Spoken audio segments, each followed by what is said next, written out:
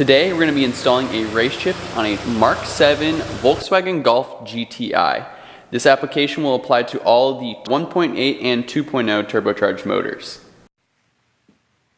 Before installing the race chip, please wait until your engine is cool enough to work on. Put your parking brake or emergency brake on. If your vehicle is equipped with an alarm system, please disable it. Pop the hood, roll up the windows, close the doors, and press the lock button on your key fob and move that key fob 30 feet away. You're going to wait about 10 minutes after for all the electricity to clear from underneath the hood.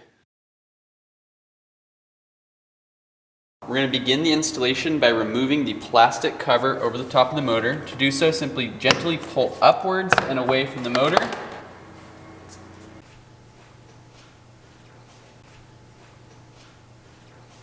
To reach the turbo boost pressure sensor, we're first going to need to actually jack up the car. We suggest using 2 jack stands on the jack points right behind the wheel well on either side of the vehicle.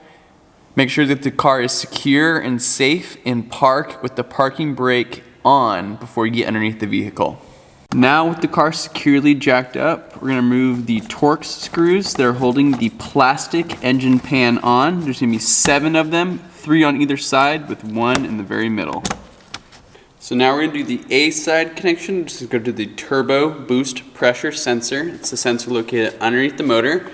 To do so, I like to connect the male and female end of the fittings so no debris or moisture can get inside the plugs while we drop it down. On the right side of the motor, so it's going to be the driver's side, just behind the fan, there's a little gap right here behind the coolant hoses, and you can just feed A right down to the bottom.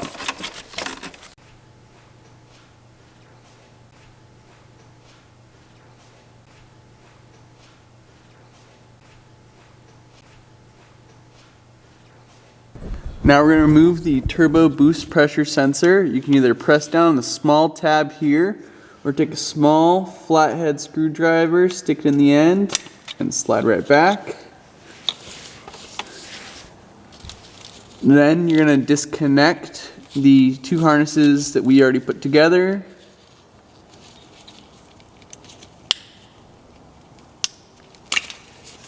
And use the female side of the race chip harness. Insert it into the sensor plug we just removed. Make sure you plug it in until it snaps. And then we'll take the race chip the male end, and stick it right into the sensor that we just removed until it snaps.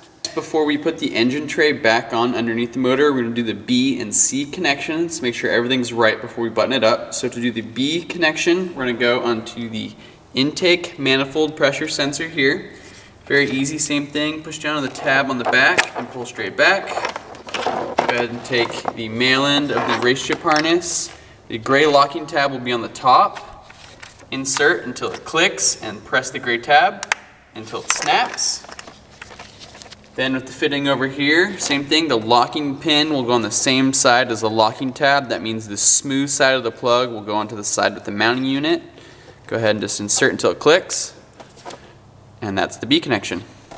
The C connector will be to the camshaft sensor located on the driver's side rear of the motor. Now for the C connection, sensor's right back over here. I'm going to use the same small flathead screwdriver to go ahead and snap the gray tab back.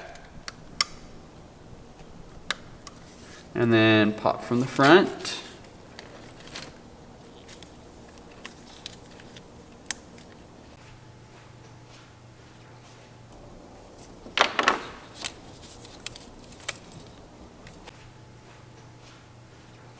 Now we're going to take the male end of the sensor and plug it into the female end of the C connection. Again, locking tab is going to be on the smooth side of the plug. Click it until it snaps and then press the gray tab until it locks. And you'll take the race chip male end and stick it into the sensor. Same gray locking tab on the top. Press it until it locks and snap the gray tab. Now with the A, B, and C connections all plugged in, we're going to go ahead and plug in the race chip to make sure everything's been done correctly on the installation. So first we're going to start with the 4 mounting tabs. You're just simply going to press them in until they lock. There'll be a little snap on the side here. What's really nice about these is if you ever need to remove the race chip, instead of needing to cut the zip ties, you actually can leave the mounting tabs in place and remove the race chip by pressing the 4 tabs on the sides. Before we zip tie the race chip and the wiring harness into place, let's first check that the installation was done correctly.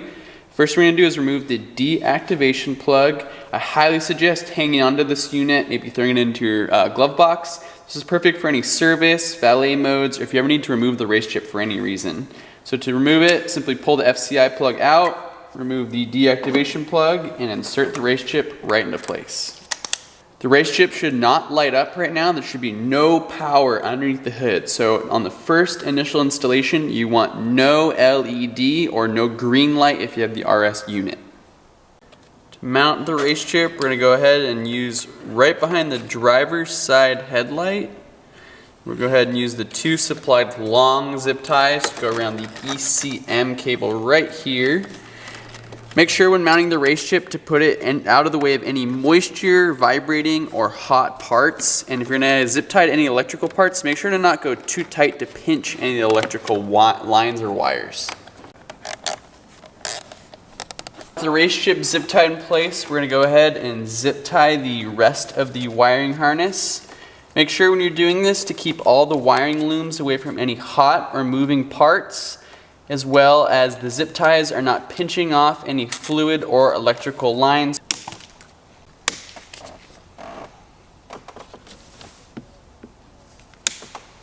Now that we've removed the extra ends on the zip ties, put the plastic tray on the engine bay back underneath, including the 8 torque screws. The last thing to do is put on the engine cover.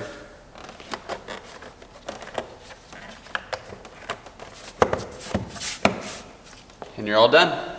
Start in the default setting of the race chip for the first time that you test the car out. If everything works great and there's no check engine light, you can go ahead and step up to the next or more aggressive level on the race chip. Please be aware that the car does need some time to adapt to the new numbers before releasing the performance upgrade of the car. Last but not least, get out and drive and enjoy your race chip.